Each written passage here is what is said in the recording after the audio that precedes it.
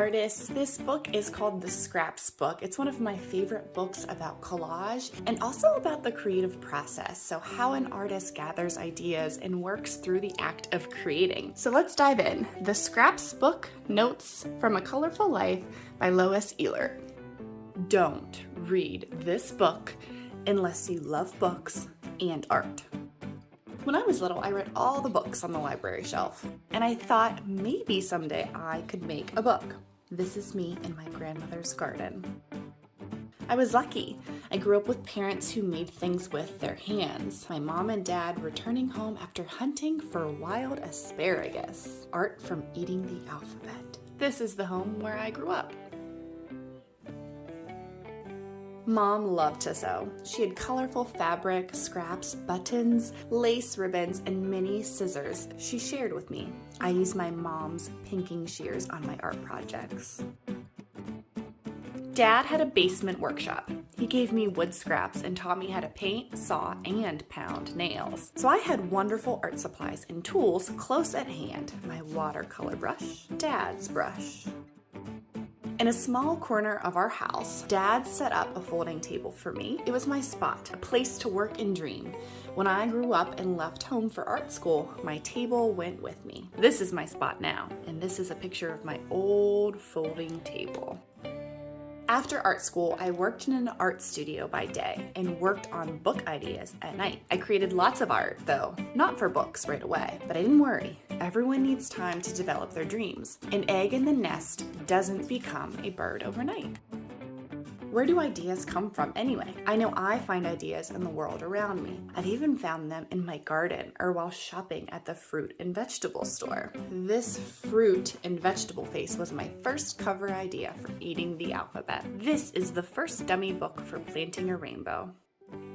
When a squirrel slipped into my house, a book idea walked right up to me. There he goes, up the bricks and on his claws. He steals seeds and eats with his paws. On a trip to the aquarium, while I watched colorful fish swim by, a book idea swam into my brain. I sketched and made notes before it floated away. I keep my eyes open. An idea may be close by.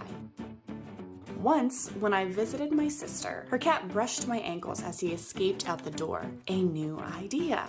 First, I wrote the story from the cat's viewpoint. It went something like this. Doors left open, just a crack. Going out might not be back. Food in a can is not too exciting when there are things I'd rather be biting. Then I wrote the story from the cat owner's viewpoint. Here's how it changed. Uh-oh, doors left open, just a crack. My cat is out and he won't come back. His food in a can is tame and mild. So he's gone out for something wild. After writing a story, I sketched the whole book, figuring out what to illustrate on each page. Back and forth, I work on the pictures and words until together they tell the story. My art technique is called collage. I cut out scraps like pieces of a puzzle. Then I assemble them and glue them into place. I'm messy when I work. My waste baskets overflow. Scraps lie strewn all over the studio, and more scraps stick to the bottom of my shoes. But when ideas are flowing, I keep working. I often combine real objects with painted ones. Make a bird treat. Use a cookie cutter to cut a heart shape out of a slice of bread. Poke a hole in the top with a pencil or crayon. Brush an egg white onto the bread and press bird seeds on it. Let it dry. Then thread a piece of ribbon or yarn through the hole and tie it to a tree. A bird treat. Now every night before I go to bed, I peek out the window and wave to my tree. When it snows, I hang up treats for the birds. From Red Leaf, Yellow Leaf. I use odd tools to create texture. I splatter paint with a toothbrush or rub a crayon over my grater. So here is a grater and the papers go on top, and using the crayon we rub on the paper to create the texture. It picks it up from the grater behind. Sometimes I photograph folk art from my collection to illustrate a story. I use what's close at hand, just as I did when I was growing up. Bottle cap, candy wrappers, pine cones, toys, pencils, cinnamon sticks, compass, strawberry, evergreen branch, all sorts of things.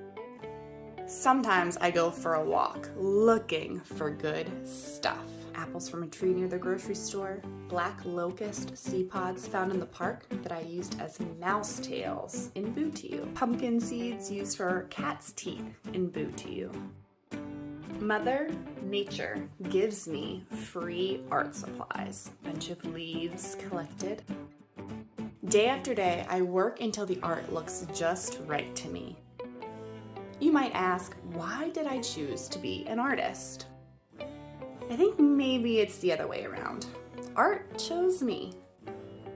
If you feel that way too, I hope you'll find a spot to work and begin. And I wish you a colorful life. And then here are all of the books, some of which you may recognize.